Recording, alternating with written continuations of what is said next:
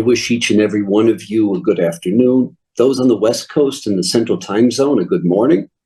And to those following from Israel, Europe, and parts abroad, we want to wish you a good evening. Probably, if not the most popular guest that we have on this show, then one of the 2 or 3 most popular guests that we have is Doron Spielman. So in the past, we've always had Major Spielman to speak to us really from the scene in the context of a war, of a battle. It's not his day job, but he gets called back as a reservist, and he gets to work with some of the most challenging news agencies, The Guardian, the BBC, the New York Times, agencies that, historically have had a terrible bias against Israel. And he communicates with them, and he brings their reporters, and he shares with them in a very clear, elusive, erudite way. And that's the context we've always had of Major Doron Spielman. But today we get a chance to learn from Doron Spielman, not as a major, but as a civilian. And as many of us know, that for decades of his life, he was one of those who ran Ir David, the city of David excavation, which is shown in the world for the last, I would say, it's given us 3,000 years, that's incorrect, but 3,000 years of history, going back to King David, during the period of the First Commonwealth, Roman times, the Second Commonwealth. In the explorations that have happened there have shared and clearly defined for us the narrative, not only of the Bible, the narrative of Jewish history, the narrative of Josephus. And what it's done is for all of those who've revisionists who've tried to undermine and rewrite human history, rewrite Jewish history, rewrite Christian history, it's disproven the revisionists. And in that sense, educationally and historically, what Doron Spielman has done in the city of David is incredibly remarkable. Well, Doron just published a book, and we are very excited to hear about it. It's yet to come out. It's coming out May 13th. The name of the book is When the Stones Speak. When the Stones Speak, the remarkable discovery of the city of David and what Israel's enemies don't want you to know. The publisher is the Hachette Book Group, which I think globally is the 3rd or 4th largest publisher in the world, the Hachette Book Group. You can pre-order it on Amazon. You can pre-order it from Barnes and Noble, I apologize. And again, When the Stones Speak by Doron Spielman. When the Stones Speak, the remarkable discovery of the city of David and what Israel's enemies don't want you to know. Doron, they're not here to hear me. We're all here to hear you. Please share with us this fascinating book that we can't wait to get a hold of to read, and share with us the story behind the book and educate us. Steve, Rabbi Weil, thank you for that beautiful introduction. You and I have known each other such a long time. You've been very formative in my life personally. And what's fascinating is that we know each other both when I'm in green and when I'm a normal human being. And so and all of the people that you're with. And so it's really an honor because really these two stories come together, and that's the truth. And that's really what we see in the book. So the book, which I actually have a copy of behind me, which is coming out, the book was written twice. This book was written twice. The first time the book was written, I wrote the book, as we'll see in a second, about the 8th front in the war.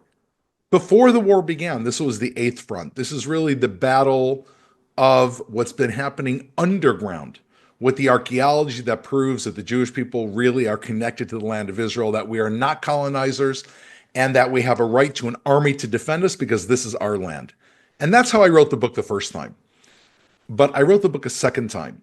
I wrote the book a second time on October 8th.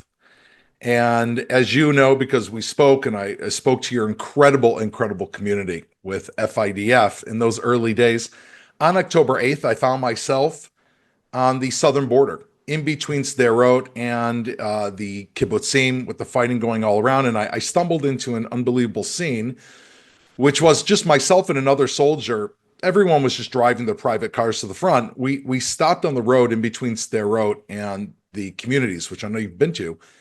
And we were alone on the road with those hundreds of abandoned cars that the people had just been removed from, right, with their bodies. They had been gunned down by the terrorists. The cars are smoking. And It was like that scene from The Pianist when he goes back to Warsaw, and it was, and I opened up the door of one of the cars and I took out the driver's ID just to see, it was dripping. There was blood on it, and everything was so bizarre. And my fellow soldier, Liad, who's very, very close with you as well, Liad said to me, he said, Doron, look under your feet. I looked down and I saw that I was standing on a pile of white zip ties, those things you use to close bags. I said, Liad, what is this? He said, I don't know how many, but at least one of these people were taken hostage, and those were used to bind their hands. And I looked around me at that moment. I just stood there and I looked at these cars, hundreds of cars, and I felt like a tidal wave had washed into Israel, destroyed everything in its past, had receded, and left, like on the beach, all the stones, all these cars were left there, shattered and empty. And we found out later that day what Hamas was calling this war, the Al-Aqsa flood. The flood, I mean, what's this have to do with the Al-Aqsa Mosque in Jerusalem? We're in southern Israel. And of course, Hamas is telling us really what this war was about. The war is about ultimately Jerusalem. It's about who this land belongs to and what is our connection to this land. And they had been working at that point by 2023, and I'd written this in the book, systematically destroying, rewriting, and erasing the history of the Jewish people so that those people who charged in, if they can be called people, into our borders and raped and pillaged and murdered, including my friends, those people believed that we have zero connection to the land of Israel because that's what they've been taught. And when I went home, Steve, after 100 and however many days, I got my first break and went back home, and I looked what I had written. I came out and I said to my wife, Sarah, I said, Sarah, I feel like I should have read my own book and known they were coming. Because if you erase a person's history, and we know this, right? We know this. If you erase their history, you're going to erase the people. And I went back to the book and I added in the war and the premonition that the book provided for that horrendous day on October 7th. And really, that this is not just the battle over the city of David. This is the actual front. And so that is why I came to write the book. That's what brought me to come and write the book. The story of the city of David that I present goes back to 2002. I was working in high tech.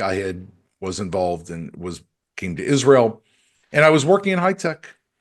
And one day I got a call to go to Bethlehem as an IDF spokesman. And I went to Bethlehem, and when I was there, I had a crazy experience, which I detail in this book in great detail. But to summarize it, I met in Bethlehem where Hamas had captured the Church of the Nativity, one of the largest Christian holy sites, and they were holding off. They were holding hostages, and I'm sure most people here remember that standoff. And I was a spokesperson. It was a day when the reporters had just left after harsh interviews, and a group of students, the first kind of BDS movement called ISM, broke through our military boundary and carried bags of food to the terrorists. They ran, and our soldiers, of course, didn't want to kill them, and half of them got in. I was part of the soldiers that stopped the second group from getting into the church. And we stopped these 15 kids that are holding signs, stop the occupation, giving food to terrorists. And the leader of those 15 kids was a woman named Howeida Araf. And the last time I met Howeida was at the University of Michigan, where she and I co-chaired the Arab-Israeli dialogue on campus. She came with me, Steve, to Shabbat dinner and she dressed wearing a skirt to Shabbat dinner. And now I meet her. And it's 2002. And she's sitting there. And she sees me as a soldier. Her first reaction, she started to cry. And then, once she collected herself, because her group was just blown away that their leader was crying, they couldn't understand it, she just attacked me. First, physically tried to, but I stopped her. And then with her words. And what I realized in that moment, Hawaii said something very interesting to me. And we have to go back 23 years and understand that this was new. She said, "We will never stop fighting you until you return every Palestinian to their homes, back to the 1948 boundaries, all of them." And I said naively, "You mean Hawaii to the 67 boundaries? That's what you're fighting over?" And she said, "No, I don't. You mean the 67 boundaries. We mean the 48 boundaries." I said, "But Hawaii, you know that this is a Jewish, we have a Jewish state here. You know the history. We've learned this together." And it was empty. And I realized at that moment, after Hawaii, and it's a much longer story I detail in the book what happened there, I changed. And I went back to my job in Tel Aviv, and I couldn't concentrate. I couldn't go back to high tech. I felt this battle in Hawaii's eyes, and I realized what was coming. And a good friend of mine, he knew that I was just couldn't concentrate at work. And he said, "Listen, you love history. A friend of mine has been exploring an archaeological dig in Jerusalem. I'll introduce you to him. Maybe you can volunteer." So I met in 2002 a guy named David, who you know, Steve, who was formerly the head of Duvdevan, as I know your incredible group of people here in FIDF, Duvdevan, the undercover unit that FOUD is based on. And he started this archaeological dig on land that was originally bought and owned by Baron Rothschild and is the original city of David outside the walls of Jerusalem, which had been abandoned and an Arab village had been put on top of it. And I met David, and he took me to an excavation, which I'll share with you in a minute. And at the end, I said, "This was incredible. Like, you clearly need money. I'll help you. I'll write a business plan." And he said, "No, I don't need business plans. I need you." I said, "Can you pay me?" It wasn't much. And to my wife's credit, Sarah, she said, "Listen, take a year off. Go work with these guys for a year." And that lasted for 21 years. 21 years. So the story really, that is the beginning of the story, but the story really kicks up a notch. And this is where the battle that came so clear on October 7th to all of us really began in the city of David in 2005. So 2005, there was a sewage leak in the city of David. Actually, in 2004 was the original sewage leak, and everyone cleared out. And the government came in to fix this old sewage main that had been put there by the British. No one even knew it was there, but splurting out sewage. And the government put in a tractor to fix the sewage main, to dig up all the dirt underneath the sewage main at the bottom of the city of David, around a few hundred meters from the Western Wall. And it uncovers a stair, a pristine white stair underneath the ground. And I remember I was in my office and I went to the site just after it had been discovered. And it's crazy. You're looking at a mound of dirt and, you see things in Jerusalem, but a pristine white stair, it's about 10 feet wide. And I said to the archaeologist, "This is incredible." He goes, "Don't you think this is incredible?" And he walks with me another 100 feet. And it's the same stair. 100 feet away, they'd found part of it. I said, "It's 100 feet wide." And it turns out that the stair goes down to a pool, which is known as the Shiloach pool. And in English, it's called the Siloam pool, which has unbelievable meaning in Judaism and in the foundations of Christianity as well. And this pool was so massive that it's around the size of 2 Olympic-sized pools, and it was found because of a sewage leak. But here's where things get crazy. So the archaeologist says, they weren't swimming. What is this? He said, "This is an ancient mikvah.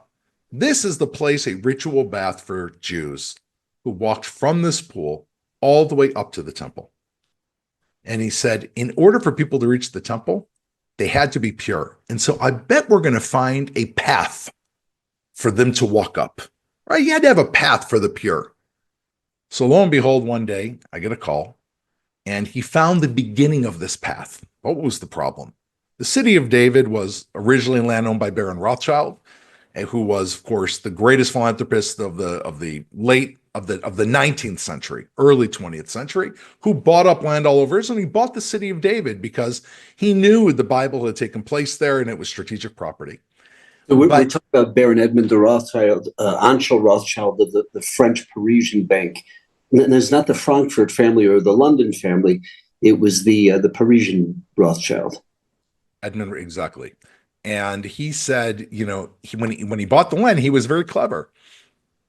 So that's why he bought it. He bought it for that reason. But, we find the beginning of a road. And unfortunately, when Jordan occupied Jerusalem between 1948 and 1967, they put down all their houses in the city of David to try to show facts on the ground. And so you find an excavation, but it's going underneath worlds of Jewish homes, Arab homes, roads. And we figured, we can't even begin to dig this. But then something incredible happened. And the same archaeologist, Eli Shukron, he said, look what I found underneath this piece of road. And he found the entrance to a sewer underneath the road. So the road is 2,000 years old. And underneath it is the original sewer. That water was used, not sewage. Water would flow through it. And he said, I bet if we dig underneath this road, we can crawl beneath the road, right? Like a culvert. So you don't have to remove all the fill between the road and the ground level. Just crawl through this culvert. So 6 of us got together and we crawled through the culvert. And it was disgusting, but it was worth it, as you'll hear. And it was incredibly tight quarters. At some point I got stuck, as I explained in the book, where I couldn't move at all on my stomach beneath the ground. And they had to pull me by my hands going first. And we're crawling through this culvert. And at some point we see over our head a staircase. And we realized, yes, we're in the culvert, but these are the stairs right over our head. The road is here. And we knew if we bring people to see this and we prove to them there's a road here, we'll find a way. We'll engineer, we'll hold up the entire village, which is what we did. But before we climbed out, you mentioned it, Steve, just as you introduced us about Josephus. Before we turned around, and we were all incredibly excited, I want you to picture the scene. There's 6 of us underground. We're wearing these head flashlights, and it's musty and full of dirt that hasn't been disturbed for 2,000 years, and we're hunched together. And the archaeologist, Eli, says, look what's in the mud next to me. And he shows us, he sees the rim of a pot, an ancient jug. And he takes his finger and he's cleaning it out. We're all watching this. He's scooping out ancient dirt. And we don't get through the whole thing, but he uncovered enough that we could see it was intact. And then he finds another one right next to it. And this is now on display in the city of David. And he says, what? I don't get it. Why would we find completely intact, look like someone had just had lunch beneath the road? And he said, while we were under there, he goes, I have an idea. He's like, I have to check it out, which it was confirmed later. Josephus writes about the last moments of Jerusalem. Rome came to destroy Jerusalem, and they destroyed the temple, but they left, there were 2,000 people left in the city out of 1 million, according to some accounts. Josephus says the elderly and the young. And they made a break for it to try to escape to Masada. This is while the temple's already been burnt. And Josephus describes that they leave through the tunnel under the Shiloach, which is the Shiloach pool. And the Romans hear there are Jews, and they run down, and they tear open the ground. He says, in Karu'et Adamah, they rip open the road, and they take out the people, and they kill them. And some of them they sell into slavery in Alexandria, Egypt, which were later redeemed by the Jews, and that became our communities. And we're standing down there and we realize this is the same place. And when we came back and excavated that pilgrimage road, we found the points that they broke through to take out those Jews. And you'll stop me if you want to, otherwise I'll just keep spieling, but when we came out, we found something unbelievable. And this is when our enemies started to really pay attention. Because up till now, it was an excavation that was annoying, an annoyance. When we came out and began digging that pilgrimage road, we would find on the road little coins, thousands of them, minted by the last Jews in Jerusalem. Now, this is 600 years before Islam, 200 years before the Arabic language. And the coins say, for the freedom of Zion, So they were fighting for the freedom of Zion, the fourth year against the Romans, which is 70 CE, and thousands of coins. And we were inviting politicians, and for the first time, overseas politicians. And your group started to come, and people started to come, and they would see these coins before Islam. And we just thought it was unbelievable. We're living in a journey. But the Muslims had been teaching at that point, by the early 2000s, the head of the Palestinian Authority and the Mufti of the Temple Mount, Ikrimah Sabri, was saying in the exact same year, he made a major statement, which he's repeated since on Friday in the mosque. He said, if you turn over a single stone in all of Jerusalem, there's not a single Jewish marking. Was a mosque, is a mosque, will be a mosque. And they said further, the head of education for the Palestinian Authority, forget even Hamas, said it is the art of the Jews to deceive the world. If there was a temple, Arafat said, it was in Yemen. By the way, just now, Mahmoud Abbas said, just now, you can open up the news, if there was a temple, it was in Yemen. Here we are. It just happened now, 2025. Meaning there's no Judaism. But here you have a site that just the beginning is you find the coins. And then we really upset them because we began digging the pilgrimage road. And you have this incredible road going from the pool all the way up to the temple. And it has a name in Judaism, which I know you know, which is the name for holiday in Hebrew, which is Chag. And Chag Sameach, happy holidays. And the Arab world, as this began to be published, they figured something out we didn't. Because what do we do for holidays? We sit with our families, we have chicken soup. But what did they do? They do the Hajj. They journey to Mecca and they say, wait a second, we do the Hajj, but the Jews have a Chag. It's written in the book of Exodus, and these crazy people are unearthing their Chag. Now, the biggest impact right now came because we began inviting the army. And IDF soldiers began to come. And the army realized that it's fine to take people to Masada. I love Masada. But the message of Masada is pretty confusing. I mean, I get it. You'll fight to the death, but it didn't end so well. But you come to the city of David, and it's not only fighting to the death, it's life. Is what it is to live as a Jew. And IDF soldiers started coming en masse. And when we began to find the road, you started to have, I remember there was a year we had 30,000 IDF soldiers. This is from a site that was a hole in the ground. And when the soldiers, what happens when soldiers come to the city of David? We know it's everything you guys do. What do they? They leave empowered, right? You take care of them. You feed them, you arm them, you fill their spirit. When I'm in my base, I have a child right now in a special unit, and it's all of your stuff, and he's able to pray there and work out there and learn that because they leave something else. And when the Muslim world realized, the head of the Palestinian Authority and Hamas realized, okay, this is not good. Israeli men and women are going to the site. Their soldiers are leaving this even more convinced this is their country. That's when they acted out. And it was a day in 2006, I describe it in the book in detail, where I was driving to work and all the workers were gone.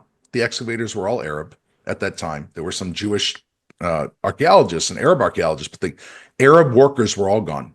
And I saw Ismail, one of the workers, is a buddy of mine. I had coffee with him in his house, and he's walking down the street towards me. And I said, Ismail, like, what's happening? Like, where's everyone? He looks at me. He's a friend of mine.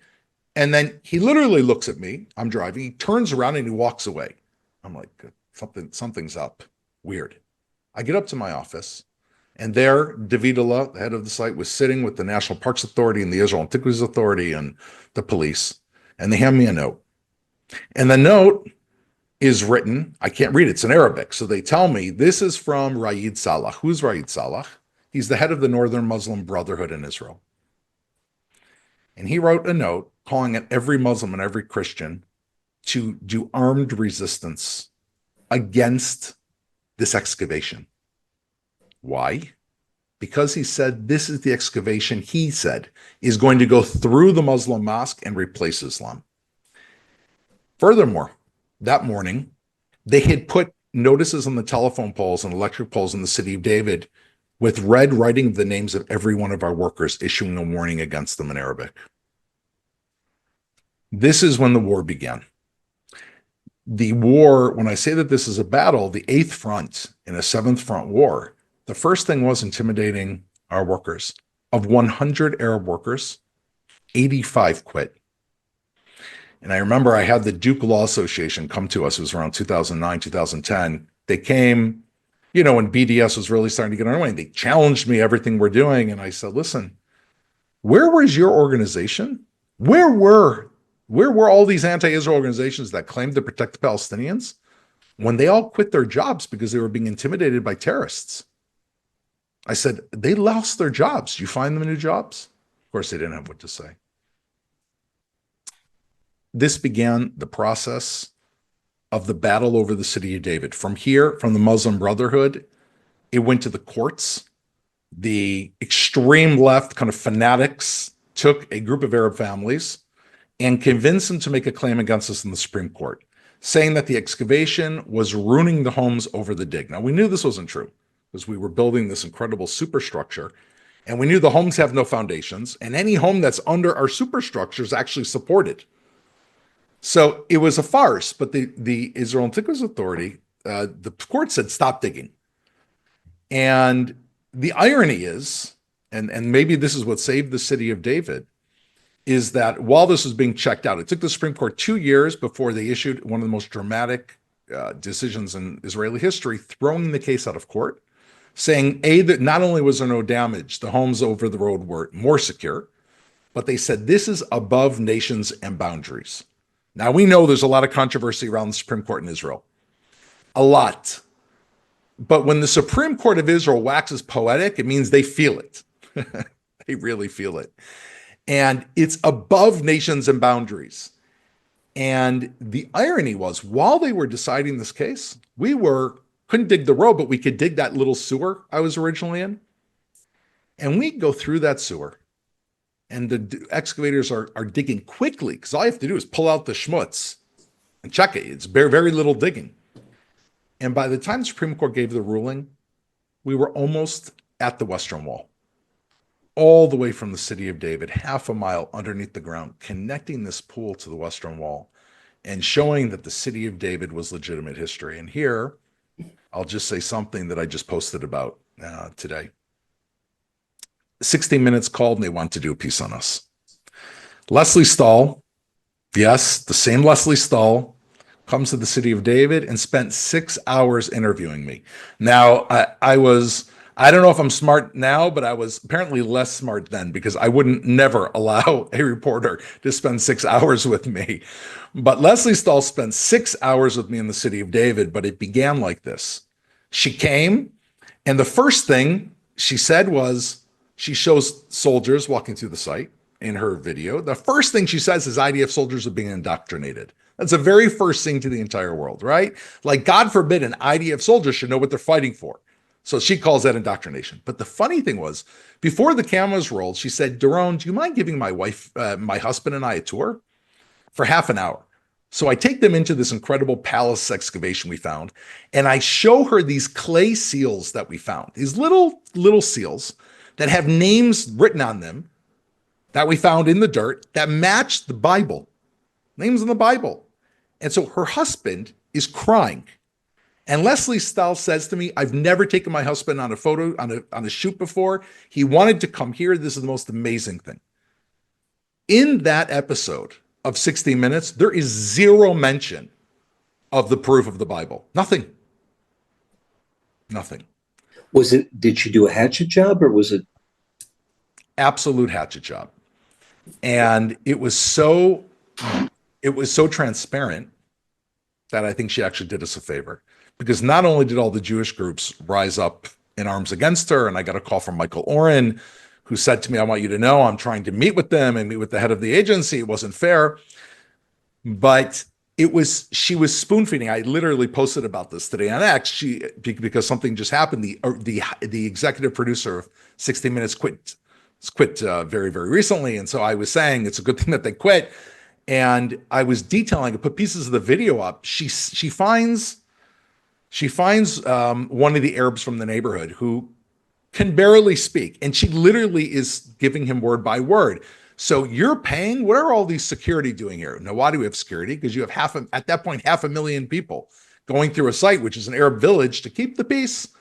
And the relations in general were very, very good. But he says, "Oh, I pay for these people with my taxes."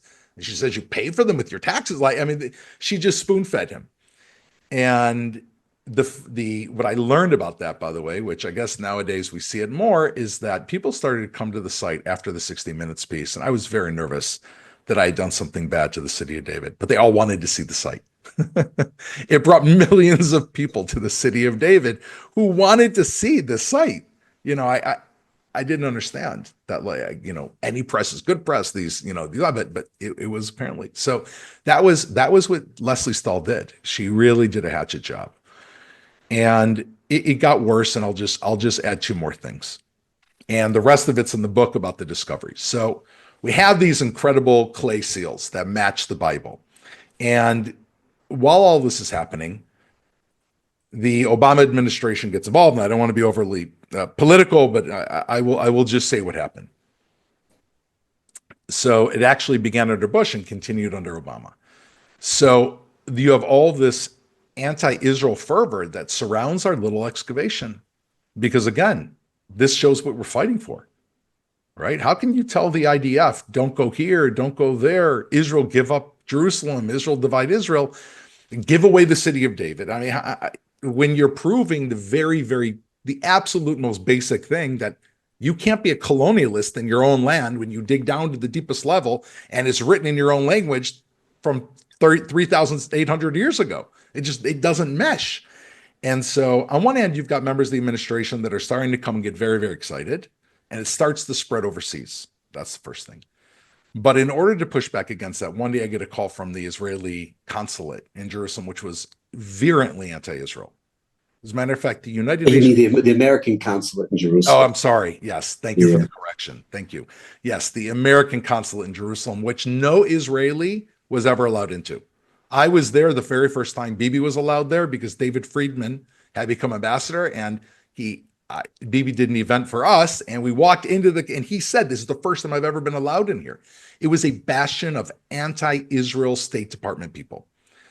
And they called me and they said, "We want to meet." I said, "Good, come down to the site." So now I think all of your listeners know, because I've spoken about this on your media, and so is Jonathan and everyone else. There is a thing called UNRWA. And we all know, because the IDF have done a phenomenal job at fighting terrorists in Gaza. And many of those terrorists are UNRWA workers. And they walk around with United States labels. And every school, over 90% of the schools in Gaza are run by UNRWA. And the UNRWA employees took part of the October 7th massacre. And now the Trump administration is hopefully completely going to defund them. But they said, "We want to speak to you about UNRWA." So this is many years ago. And I knew there was a story that the UNRWA school, which was nowhere near our excavations, the floor had collapsed. Nobody had died. So they said, "They say it's you." Well, I said, "Okay, no problem. Look at the map. Here's the UNRWA school. And look, half a mile away is where we are. And explain to me how something happening half a mile away with the entire city between it could affect the school." And then they said, "That's actually not why we're here." I said, "Oh, okay. Why are you here?" They said, "We're actually here to speak with you about that pilgrimage road." So I start to piece it together. I'm, of course, set up. They say, no, this is a big thing. This is going to really just cause a war in the area, World War III. You don't know what you're playing with.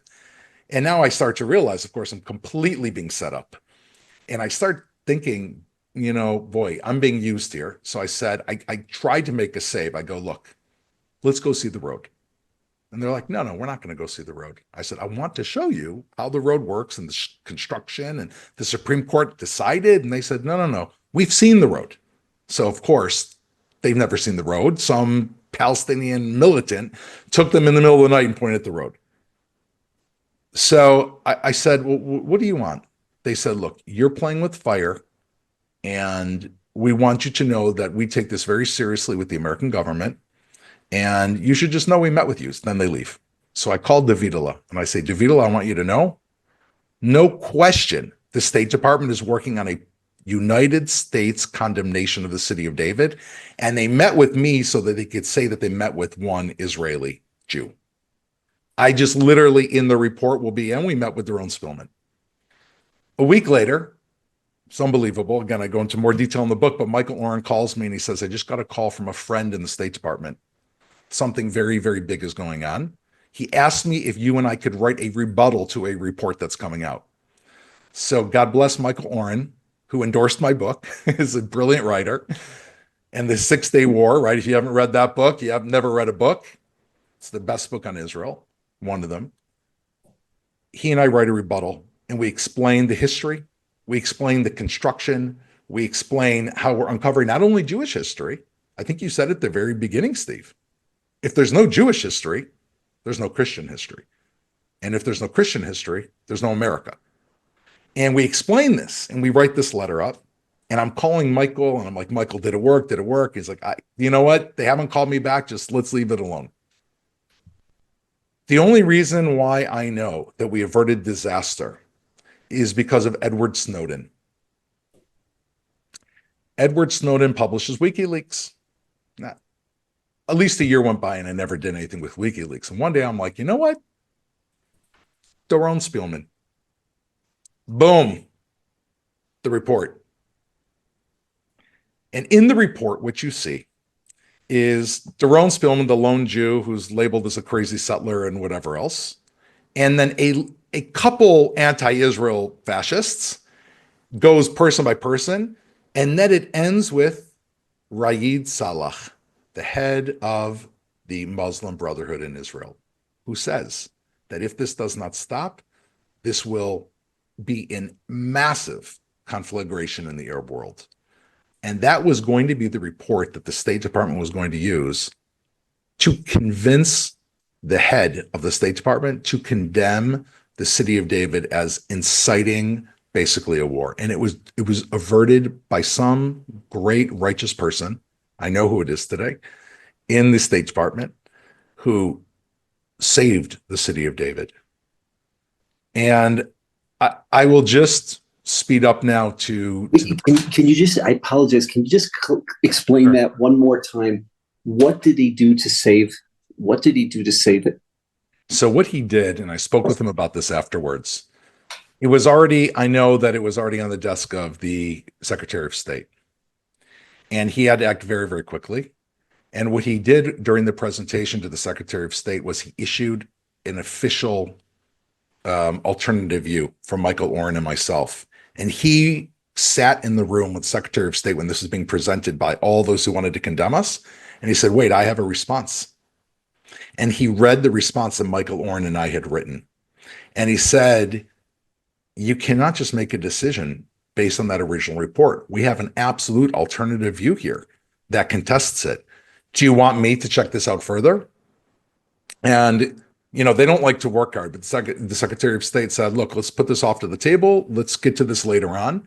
And he managed for it never to be gotten to again. And it was this close. It just happened to get off the top of the pile. At that time, it was Secretary Clinton or Secretary Kerry? No, it was actually still Condoleezza Rice, but it moved into later, it was Kerry. And I'll tell you when it was Kerry. So the story continues. I'll tell you one more piece of the story. I wasn't going to mention this because I just don't bother time, but I'll throw this in. Yeah, we still have 15 minutes. Okay, 2014. Now we're at 2014. So we avert disaster. Now, the city of David is a place. Housing prices are going up. Arabs are beginning to sell their homes. Jews are beginning to buy homes. Ironically, they are homes that were owned already by Jews, but we'll put that whole thing off to the side. You'll read it in the book, why we are buying homes that are Jewish homes for the second time. And an Arab family comes with all their relatives and we want to sell, and we come to an agreement with this whole family that had multiple homes. And we knew that these properties were ideal for digging. So they sell, it's all legal, and then they leave. I get a call from Ron Dermer. I don't remember the exact date. Again, it's in the book. And Ron was the United States ambassador. And he says to me, did you just move into a bunch of homes? I said, yeah. I'm like, aren't you very busy? Bibi just flew to Washington. He said, you moved into a bunch of homes? Yes. Is it kosher? I said, 100% kosher. I've been over all the deeds. There's a lawyer right here. We just finished going through the deeds. And he said, I want you to know tomorrow you're going to be condemned. I said, we're going to be condemned by who? He said, by the White House. I said, for what? He said, they are going to issue a condemnation that you are throwing Palestinians out of their home in the occupied area of Silwan, causing a possible war in the area. So this was the next attempt. I said, well, what do you want me to do? He said, I want you to do nothing. Bibi was in the room with him when he called. He said, I want you to know, and I have the prime minister here, that if we have already told them, if they condemn you, we will defend you. The next day, they condemned us. I have the condemnation in the book. It was a great fundraising tool afterwards. The fact that we were condemned by White House, they definitely raised us some money for all those who like Israel and didn't like this. And Prime Minister Netanyahu went on to face the nation, and he stood up and he said, there is no way that a private person, whether they are Jewish or Arab, cannot buy a home where they want to in Jerusalem. Arabs buy homes in Jerusalem, and a Jew, if they cannot buy in Jerusalem, where can they buy a home? Especially in the ancient city of David.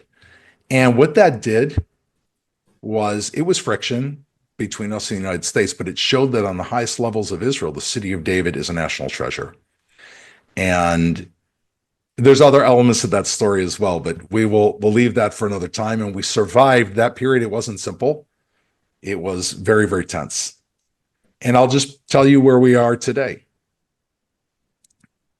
From the moment of October 7th, when all of this happened, and everyone around the world is at war. If you're a Jew, you're at war.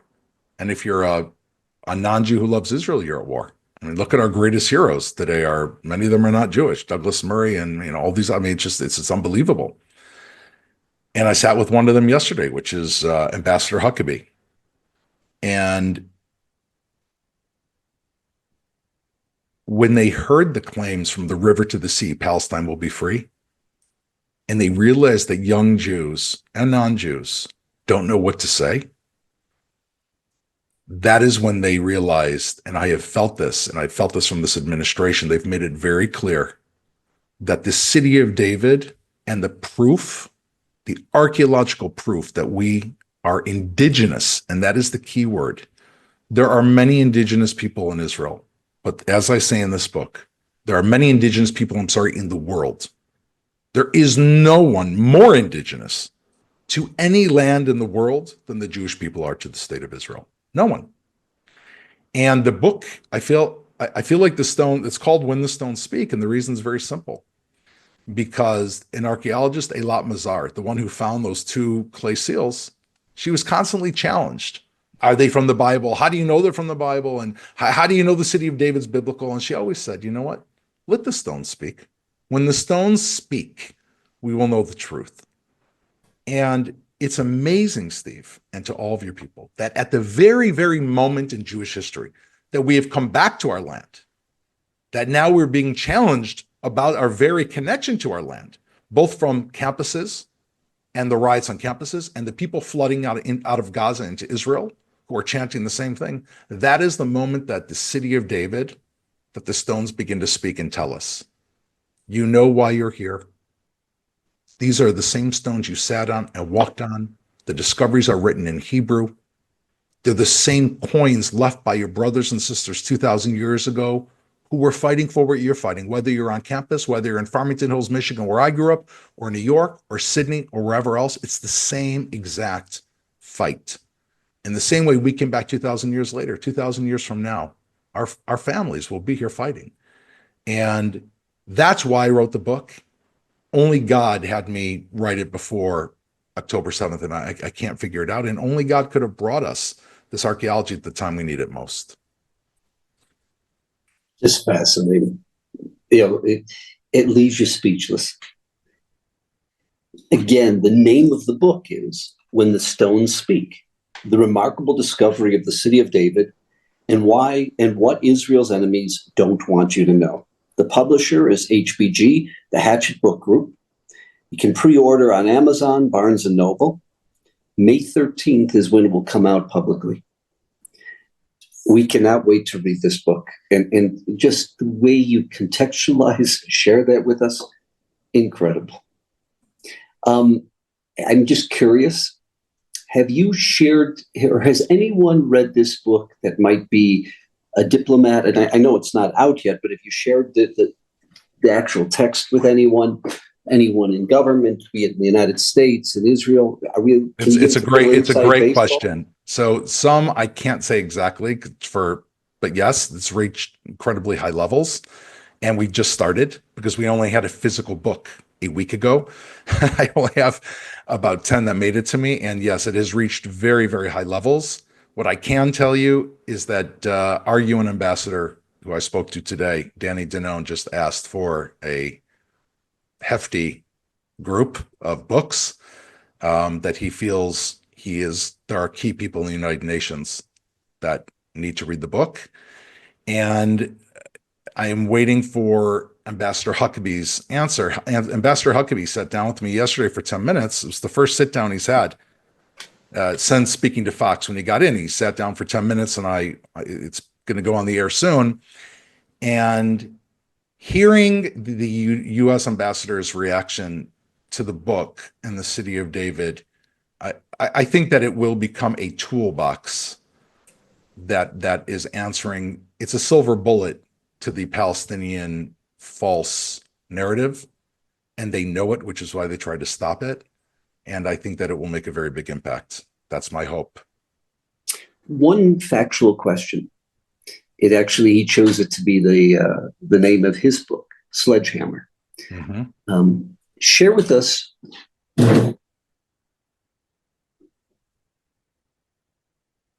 Right here. Yeah, David Friedman. Marked and learned. Can you share with us, for those who are not familiar, at what point in the dig and for what purpose the United States ambassador was welcomed to open up or to extend the travel path of the pilgrimage road to the temple? Absolutely.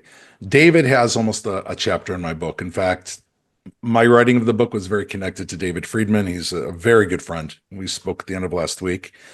And I asked David, how did you write Sledgehammer?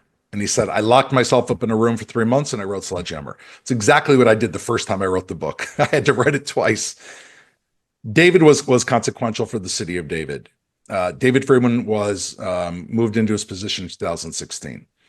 What happened at that time, and this is an answer to your question, is UNESCO, the United Nations Educational, Science, and Culture Organization, which has essentially been co-opted by really anti-Israel, anti-United States Arab countries and terrorist countries, which have a vote, decided to rewrite Jewish history in Jerusalem. This was the final attempt. If you cannot kill us, stop us from digging, you can't make our workers flee, and people are going to keep coming. At the very least, say that Jerusalem is not Jewish. And they issued a resolution in 2016, which said that they changed the name of the Western Wall to Al-Barak Plaza.